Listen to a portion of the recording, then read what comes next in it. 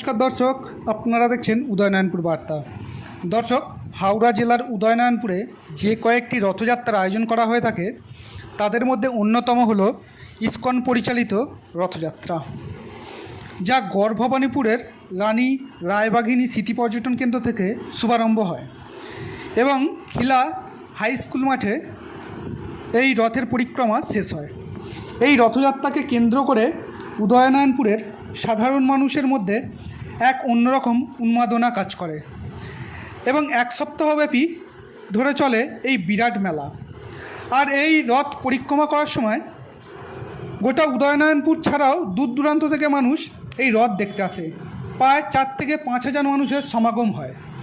আর এই সমাগমকে সামাল দেওয়ার জন্য পুলিশ প্রশাসনের পক্ষ থেকে যেমন তৎপরভাবে বাড়তি নজরদারি করা হয়, ঠিক তেমন ড্রোনের মাধ্যমেও এক্সট্রাভাবে নজরদারি চালানো হয়।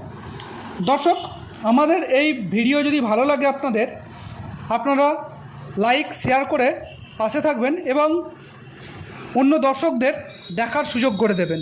নমস্কার।